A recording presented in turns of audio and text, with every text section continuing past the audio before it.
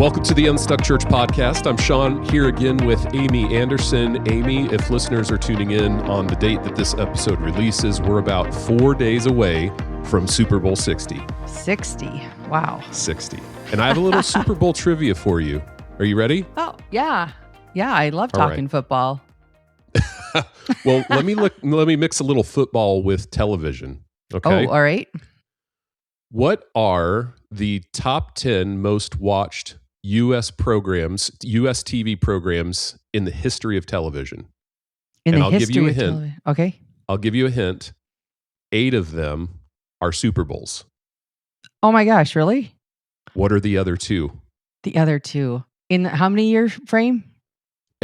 In the Forever. entire history of TV. The Tonight Show by States. Johnny Carson. No, Not correct. Seinfeld. That's a good guess, Friends? but not correct. Friends. Not correct. The Mary Tyler Moore Show. Carol Burnett. Okay, so here's what's interesting. You're on the right track. But you have They're to go old farther ones. back in time. I love because Lucy. we just don't watch TV anymore Right? like this, right? So, number 1 most watched show in all of television history in the United States was the MASH finale. Oh, I believe that. I watched it. Almost 106 million viewers back in 1983. I still can't get that chicken out of my mind. In 83. For anyone who saw it. So interesting, because we would still all gather around a television in 1983 together, right? And watch an event. Okay. So similarly, the other show that lands in the top 10 that's not a Super Bowl is the finale of Roots. 100 million viewers back in 1977. 70s? Yeah. 77. Yeah, I was 8 years old. I actually watched it. So here's what's interesting to me. The other 8 of the top 10 are all Super Bowls. Ugh. And actually, they're recent Super Bowls. So we've got 2015, 2013, 2010, 2009. So the only reason I think we gather around a TV really anymore is the Super Bowl. Yep. Right? I think that's right. true. It's on our calendar. A little more football trivia for you, and then we'll move on to what listeners actually tuned in for. And this is a question that's near and dear to me and you. Mm-hmm. How many times have the Green Bay Packers played the Minnesota Vikings in all of NFL history? Well, never in a Super Bowl. Never in a Super Bowl. NFL history, I would say 139 times. Oh my goodness. You're Am I so close? 131. Oh, yeah. Well done. You're a Thank true you. fan. Okay, so here's why this question is important to me. Guess who leads in most wins between the Packers and the Vikings? The Vikings. No. No.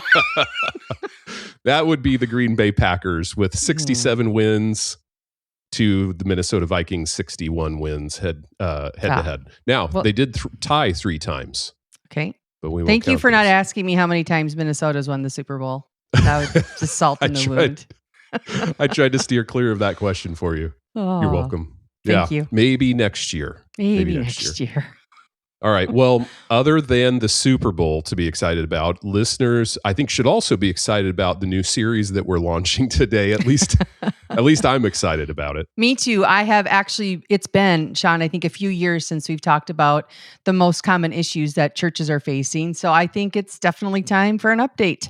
It is. Yep. Back in 2021, actually, we published an article about the core issues we were seeing across churches of all sizes and styles. Our founder, Tony Morgan, put together a great piece, and the article kind of went viral and became one of our most read resources. But here we are, we're in 2026 now, and while we're still seeing some of those same challenges, we're also seeing some new patterns emerge from working with the hundreds of churches that we've been with. Yeah, exactly. You know, after serving more than 750 churches, we've noticed that no matter what the size, the style, the model, most churches wrestle with a similar set of challenge. They show up in different ways for sure, but the root issues are surprisingly common across the board. Yeah. And that's actually good news for pastors and ministry leaders, because if the challenges are common, the solutions can be too. You know, you're not alone. and you're not the first church to navigate the obstacles that you're navigating. So in this series, we're going to take a closer look at 5 of the most common challenges that consistently show up in our work with churches. Mm-hmm. Today, we're focusing on 2 critical areas, and they are strategies to reach what we call your mission field, Mm-hmm. and then strategies for financial health. Yep. But before we get into today's topic, though, let's stop and say thanks to our podcast sponsor, Planning Center. Planning Center is an all-in-one church management software that's really built to help churches simplify administration so they can actually focus more on people. You can easily track first-time guests. You can schedule volunteers. You can manage check-ins, create event signups, and even accept online giving all in one place. Planning Center really helps you better nurture your community, reduces your stress as a leader, and then keeps everyone on your team engaged. So you can learn more about Planning Center and even start for free at planningcenter.com. So Amy, let's start with the mission field conversation. What would you say to church leaders just kind of about the importance and why it's important to know who you're trying to reach? Yeah, well, I want to start by talking to church leaders who do not have their mission field designed. These are churches that kind of avoid focusing on any specific mission field because they don't want to be exclusionary. They want to reach everyone, anyone type of thing. And, when we work with churches on this, I come upon it once in a while. In fact, I was trying to just remember a church I recently had this conversation with, but we just had a long conversation about really the scripture from 1 Corinthians 9, where Paul says, even though I'm a free man, no master, I have become a slave to all people to bring many to Christ. And here's the key. Mm-hmm. When I was with the Jews, I lived like a Jew to bring the Jews to Christ. And it goes on, when I was with the Gentiles who do not follow the Jewish law, right? I live apart from that law too. The key is Paul was always assessing who is around me right now, what mission field am I in, and adapting his styles to reach that mission field. And so when we work with churches and talk through this, it's really about being intentional. It's not about being exclusive to a certain Right. group of people. And when we work with churches, we challenge them. Look at where God's placed your church and define at least 3 characteristics that begin to focus them on who they are specifically trying to reach. So one is an age range, and ideally this is 10 years, maybe 15, but no more than that. What's the age range we're trying to reach? What's their spiritual condition? Are they churched, unchurched, dechurched, spiritually curious, apathetic? Whatever that would be. And you can imagine if you're a church in Georgia versus a church in Portland, you're going to answer those questions differently. Yeah. You're going to describe it a different way. And Exactly. then life stage, is it singles? Is it marrieds, parents, empty nesters? What stage of life are they in right now? And when this is defined, at least those 3, there might be other things around diversity or county or this type of stuff. But when you define that, it just gives you clarity or a filter to discern what ministry strategies need to be pruned or eliminated, what ones need to be optimized, which ones we need to create. In other words, it helps you discern what you should stop doing and what you need to start doing. So if you're trying to reach, going back to the church that doesn't want to define this, if you are trying to reach everybody, then there's no parameters. There's no banks on the river. Everything, every idea is equal. So we say that we've said this before in the podcast, but at the Unstuck group, we've learned that the more clarity churches have about who they're trying to reach and then intentionally build a ministry strategy that reflects that focus, the more likely the church is going to reach a broad cross-section of their community. Yeah. And the reverse is when there's no intentionality, or in some case, total disregard for who the church should be reaching, the church actually struggles to reach its community and very few people are saved. That's good. That's so true. Okay, so let's talk about the churches that have done the work of defining their mission field, but maybe they're not seeing any growth right now. What might be going on for those churches? So you want me to go back to your original question? Yes. Okay. I think the headline question they need to ask themselves is, are they designing Are they really designing their ministry strategies with the mission field in mind? This is the Mm-hmm. biggest disconnect we see, Sean. You know this. Many churches, they've identified a mission field, but they're not actually designing their ministry strategies around it. And again, that's the point of defining a mission field. So you can think through a filter as you design ministry strategies. So, for example, many churches, when we go through that mission field conversation, they say they want to reach that life stage of young families. Okay. But their Mm-hmm. programming, even their physical environments, are not designed with that mission field in mind. Here's a couple of examples I've seen over the years. One smaller church I was working with, again, that wanted to reach young families, all of their children's spaces were adult spaces that they converted on the weekend into kids' space. Yeah. Those converted spaces were not a draw to kids. Mm-hmm. So churches that really want to reach young families, they would design kids spaces for kids that adults can convert, when they need the space type of thing. Another one, I've seen a lot of churches with preschools, which they think will help them reach young families, but they typically don't. But that's a topic for another day. But my point here is that the kids spaces at those churches, they're primarily designed for a preschool, a school setting. And then they get a small makeover on Sunday. But again, it still feels like a school setting. Kids are just Mm-hmm. not drawn to that. They're in school all week Right. long. Right. Or churches that launch a service that's not on Saturday morning, say they add a Saturday night, but they don't Mm-hmm. offer any kids programming at that service. And I get it, because launching on a new day is hard work, and it requires a lot of people to pull another day of the week off. But if your weekend is your main strategy to reach your mission field, it needs to be designed for that mission field, which would include kids ministry. Yeah. Amy, I agree. A lot of churches, maybe most churches we work with, identify young families and reaching the next generation as part of the mission field description. Mm-hmm. I get that question from time to time, too, from pastors that reach out to us. When you talk about mission field, doesn't everybody just say we want to reach young families? And I would say, in some ways, yes, because of course, when we look at the data, churches that are doing a great job of reaching young families tend to be healthier across the board. We also have a lot of communities that are made up of young families. And so people are just being honest about their mission field and who they're trying to reach. Where some of the differences come in is when we start to kind of create some descriptions around their life stage outside of just their parenting and some of the things that are important to them and some of the ways they spend their time and their money. There's where the differences begin to show up. I'd also say it's not true of every church we work with. We worked with a great church in Florida that it was in the Villages area. And of course, their mission field was not young families, right? They were trying to reach a different group of people. I talked to a church recently that had, because of some dynamics in their community, a large influx of people 55 and older into their community, and it's dramatically impacted the church and their makeup of the church. And they're considering and thinking through how their mission field focus needs to shift. So this is all like back to what you said at the very beginning. It's all about intentionality. And of course, many churches do identify we need to reach young families, but that's because they're being intentional about the community around them, right? That's right. So I'm wondering, Amy, what changes you've seen churches make that have gotten them traction on actually reaching their mission field. It's one thing to say you want to do it, but it's another thing to enact change and see it actually happen. Yeah, keeping with this theme of young families or raising kids, churches that take action put this through the filter of their mission field. They have stopped trying to do a blended service.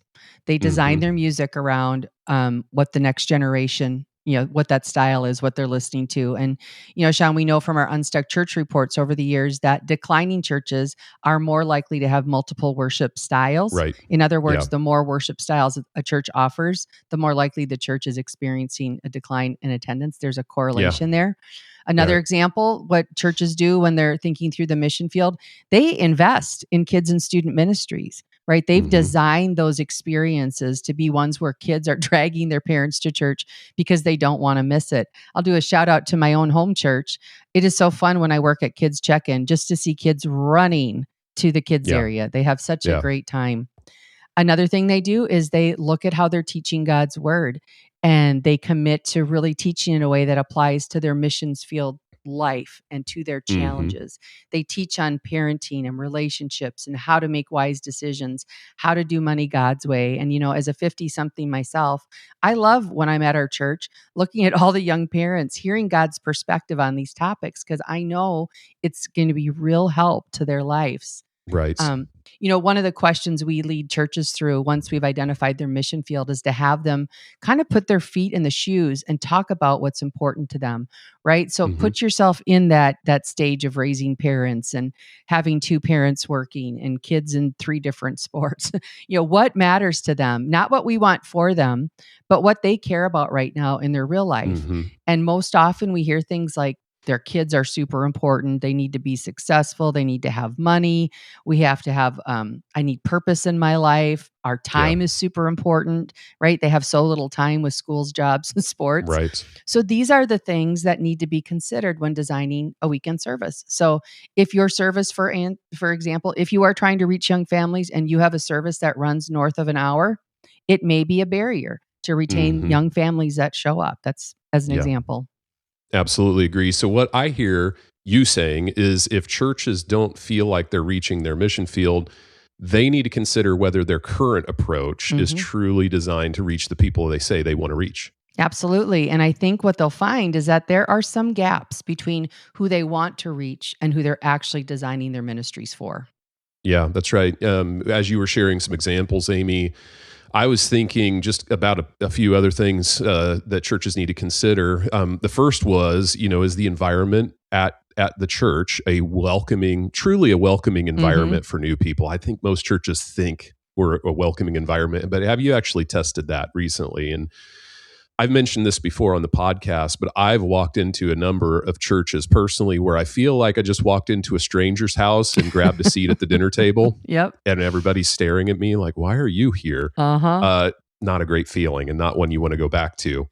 From what I've seen, a lot of churches underestimate how much the physical space matters. Also, if you're trying to reach young parents, let me ask it this way. Does your kids' area make parents go, wow, okay, they really value kids here? Or do they say, I'll just hang on to my kids the entire time, right? Right. We actually have seen several churches really invest into great environments for their kids' ministry space. A great partner of ours, Plain Joe Studios, does an amazing job of helping churches think through and transform their space to a wow experience for kids, so that they walk in and they really feel like this is a place I want to be. And parents notice that. Is the building clean? Does it feel current? I mean, this is really simple stuff, but is there clear signage, or are first timers kind of doing that awkward wander where they're pretending they know where they're going, but they absolutely do not? I have done that wander many, many times personally. The second thing that came to mind, and this one's big, I think, is are your people actually equipped to reach your community? Because here's what's true. Your congregation is your outreach strategy. If people are showing up and they're having a compelling experience that actually helps them in real life, marriage, parenting, stress, faith, the things that you talked about, Amy, guess what happens?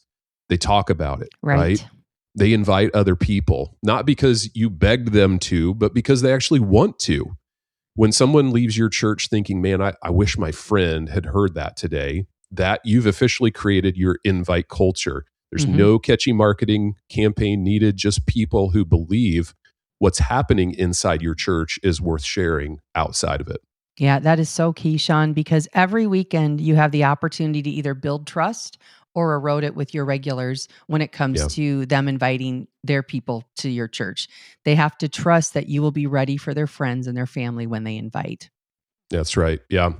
The last thing I'll mention is what we call the 3 lids. The 3 lids are children's ministry capacity, parking, and auditorium space. And here's the frustrating part. If any one of those is maxed out, growth is basically going to hit a wall. No matter how good preaching is, no matter how dialed in your strategy is, no matter how many leadership books you've read personally this year, you can have the best mission, the clearest vision, the most compelling experience. But if parents can't check their kids in, if people can't find a parking spot, or there is just nowhere to sit, you've officially capped your growth, right? Yep. And Yep. we're going to unpack that a lot more in a later episode, because I think it deserves more than just kind of a quick hit. But for now, hopefully, this just gives you a few things to honestly assess, Mm-hmm. especially if you feel like you know your mission field, you're doing the right things, but the numbers just aren't moving. Because sometimes the issue isn't your strategy, it's just actually the lid that you're bumping up against. Yeah. All right, Amy, we mentioned earlier in the podcast, we're going to talk about strategies for financial health as well. So let's shift there. Okay. The second core issue we're seeing in churches is just overall financial health. And this ties directly to the church's ability to execute any strategy, any plan that they have. So what are you seeing as far as financial health in churches right now? Yeah, budget constraints, and that word constraint has been kind of the headline word the last few months as I've been looking at this. But constraints in financial health continue to be a big concern for churches. In fact, Sean, I reached out to Joe Park, who is the CEO at Horizon Stewardship, and he confirmed that they are seeing the same thing. Here are the three big pain points right now. First, churches are finding it difficult to pay competitive wages and fund staffing. I see that every week, I swear, as I go out to churches. Second, many are struggling to maintain that 45 to 50% staffing budget benchmark that allows them to have, healthy margin for ministry operations.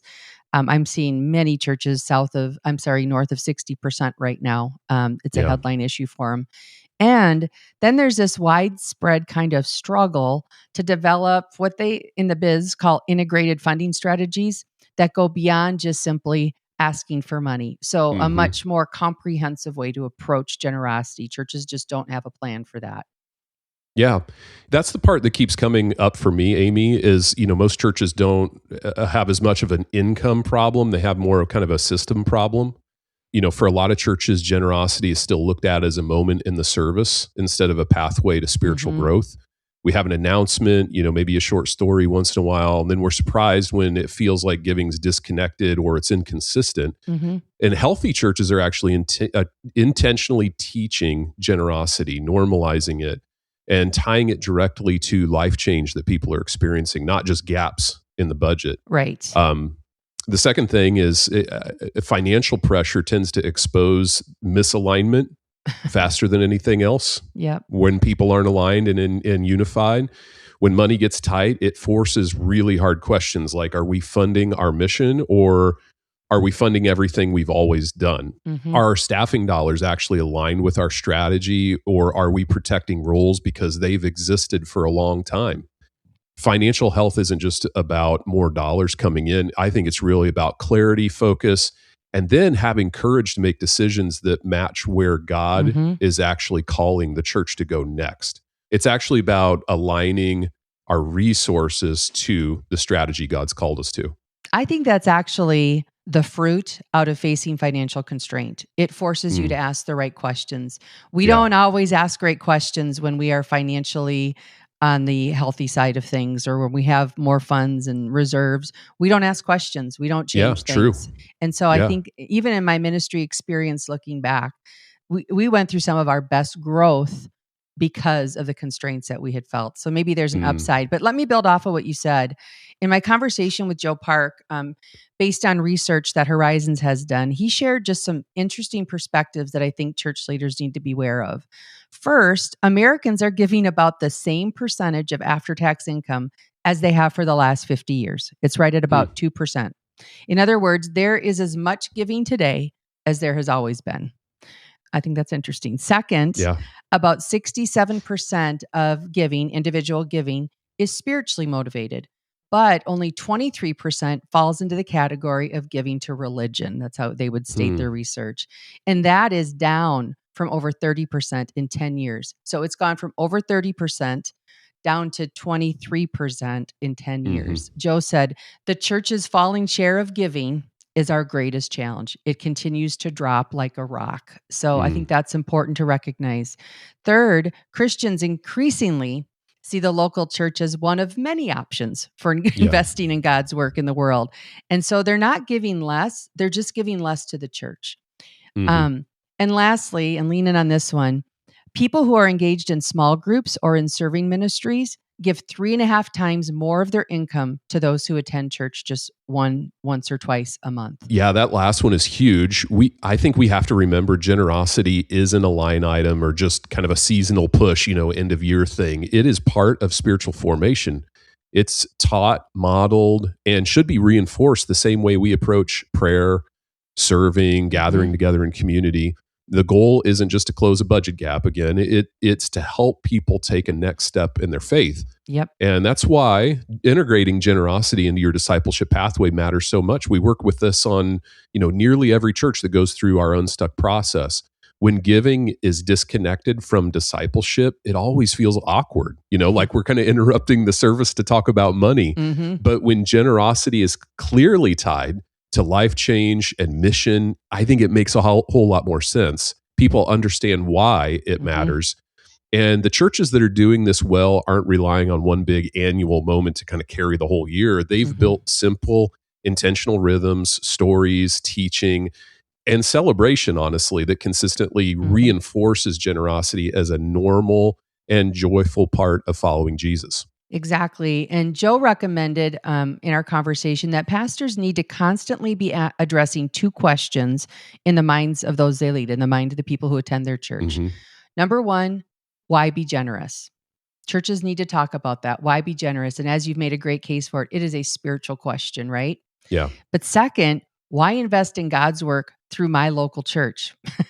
Pastors need to effectively demonstrate that their church is a worthy steward of people's giving. Yeah. People who give, right? We're givers, Sean. People who give, we want to see the resources we give accomplish something significant. We want to know that our generosity is making an impact. And Sean, we know this. Our nonprofit friends are exceedingly effective at identifying the spiritual motivations of Christian givers and connecting dots between the good they do in the world and those motivations. So I think sustainable financial health, it just requires, again, that comprehensive generosity strategy that helps people grow in their giving as they grow in their faith. So I just had a conversation with the church this week. You need to have a vision, right? You need to have a strategic ministry plan that follows that, and then have a discipleship pathway that integrates those generosity conversations. So that's what we need to do as church leaders. We have to be really good. We have to get really good at connecting stories of impact to the giving, that people are doing at our church. And like, as you said, integrating that into that discipleship pathway, that comprehensive kind of strategy that includes generosity. So people can answer that first question, why be generous? Yeah. All right. So let's move to some practical steps. If church leaders listening and they're thinking, "Hey, this is exactly what I'm dealing with," let's start building a healthier culture of generosity. Where do they begin? Yeah, if this is you, and again, it's many churches right now, I would just start by auditing your current approach to generosity. I would ask yourself and your team, maybe as an exec team, when and how often are we talking about generosity? Is it integrated into teaching and discipleship, or like you said, Sean, or just when we need money? Answer that question. Do you have generosity integrated into your spiritual formation strategy? Are you helping people see giving as part of their spiritual growth journey versus just being transactional? And then, do you have clear next steps for people at different stages of their generosity journey, right? First time givers, different language for first time givers, to people who are learning to give until you get to that sacrificial giving stage. So I would just start with some assessment, have a conversation around what's our current state, our current approach. And as a part of that, I also challenge you to audit your mission and vision. This goes back to that second question we asked around, why should I invest my resources through the church when there's so many different places I could give? So, do you have a mission that's compelling and being lived through the leadership of your church and through your ministry strategies? Do you have stories to tell of how people are being reached with the good news of Jesus? And are you seeing and telling stories of life change? As someone, as a follower of Christ, that's what I want my church to be doing. If you have an externally focused heart. But second, do you have a compelling 3 to 5 year vision that's going to rally your people to give their time and their prayer and their resources to? Is there a dream out there, like a bold move that your church is rallying around? I think getting the answer to those questions is the start of addressing generosity in your church. That's good. I think people give to purpose, Amy. They do. Right? And if we're not clear on our purpose, Mhm. it's hard to align people's resources towards that. Really quick, Sean, when we were together as a full Unstuck team in December, I remember as we were looking at the spiritual kind of formation path, and we were talking about being in groups and being in on a serve team. And one of the people from our team said, "Yeah, we have found when people have relationship and responsibility, they're so much more likely to be, growing into that follower of Yeah. Christ." And you remember that quote that Joe gave us? People who are doing those two things give 3.5 times more. So it's hmm like we need relationships, responsibility, and purpose Yeah. tied up in that. That's really good. All right. And then jumping back to the start of the podcast where we began the conversation, where should they start with mission field strategy? Where do they begin if they need to address that? Yeah, here's 3 questions I think every church should ask. 1, who's in our community that we're best positioned to reach? And this goes back to those of you who haven't defined your mission field.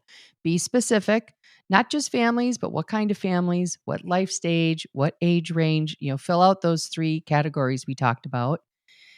For those of you who have done that work, what would you need to change about your environment, your programming, and your communication to genuinely welcome and serve that mission field? Are there any hmm changes that need to be made?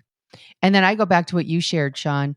Are you hitting any of those 3 lids? The children's ministry, parking, or auditorium capacity that would prevent growth, even if we got the strategy right. And by the way, church leaders, I know it's hard to pause. Someone on your team needs to be playing the movie forward on capacity issues in those 3 Yeah. areas. You want to Yeah. know about 2 years before you're going to hit your lids if you're going to have a plan to address it when the time comes. The time is not to start working on what are we going to do next when we're at 80%.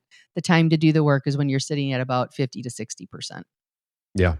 Amy, it's interesting. That's something we've helped a lot of churches with over the last year or two. We're working with churches that are growing 15, 20, sometimes 30% year over year. Mhm. And they're starting to feel some of those lids already. But then we're also looking out, okay, where are we going to be 2 years from now? Right. Let's start planning today for what we need to do to be ready and prepared Mhm. for that in a couple of years. So this has been a good kickoff to our brand new 2026 Core Issues series, Amy. Any final thoughts before we wrap up today?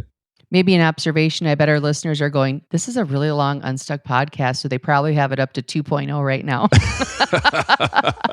No, while we don't like these challenges, I hope our listeners heard that these challenges are common. So many church leaders are facing these same things. You are not alone, and you don't have to figure it out alone. We've helped hundreds of churches work through these exact issues and develop strategies that actually work in their context. In fact, Sean, I just spent 2 days working with my home church, and these were 2 of the conversations we spent a few hours on.